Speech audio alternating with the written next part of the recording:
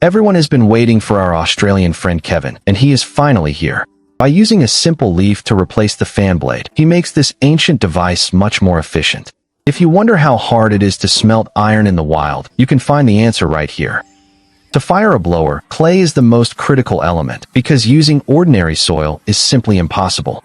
Even with clay, there is a risk of cracking, because he has not built a proper kiln yet.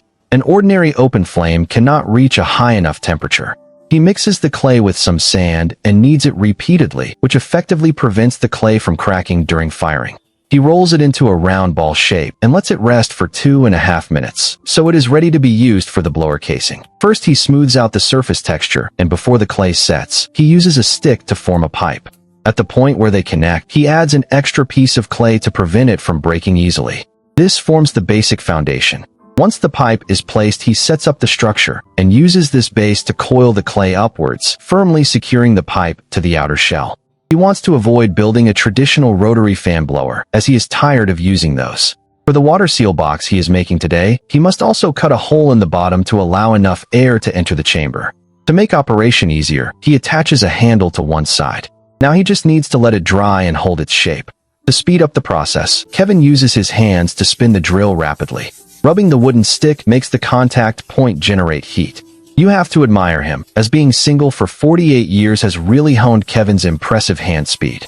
In less than 2.5 minutes, he ignites the tinder bundle below. Now all it takes is a strong breath to get the fire going, and he heats the water seal box to dry it out. But to make it durable, it must be fired properly. Even if the temperature is not incredibly high, it will be tougher than before.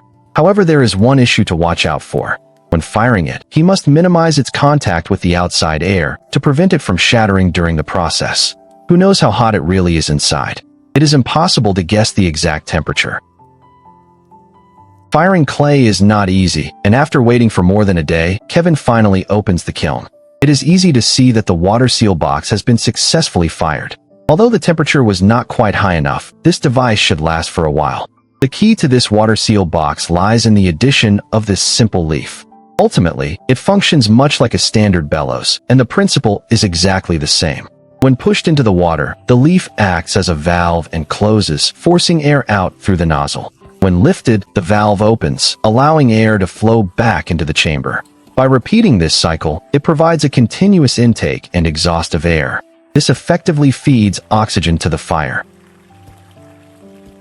Kevin digs a pit in the ground to hold the stone water seal box.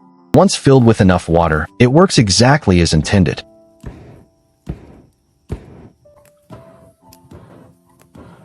While this ancient method is ingenious, it has one undeniable flaw, which is that the air outlet is unstable. He extends the outlet slightly, which helps concentrate the airflow.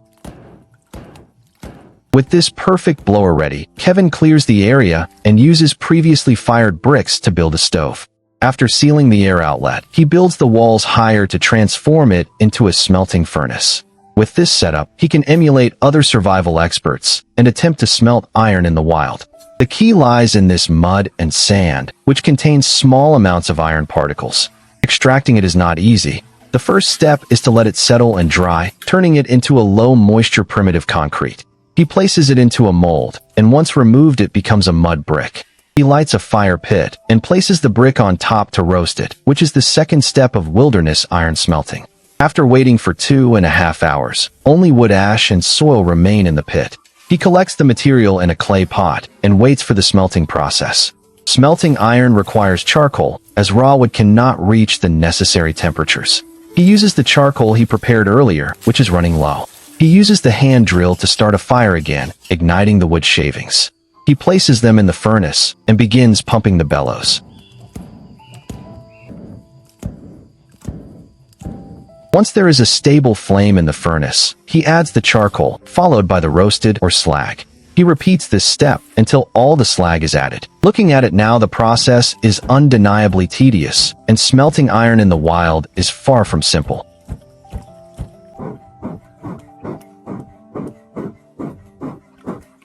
Unfortunately, the leaf acting as the valve falls off. Despite this, the blowing process continues smoothly regardless. This is where the Venturi effect comes into play. After repeated firing, iron bloom has formed inside the furnace. It is all contained within this bloom, but do not assume this is just waste material. Actually, most of it is slag, but by crushing it into powder, you can find the small particles inside. Just how hard is it to smelt iron in the wild? You can get a glimpse of the difficulty right here. That massive mud brick from earlier only yielded this tiny amount of iron. To forge an iron tool with this, it would be basically impossible without processing a massive amount of earth.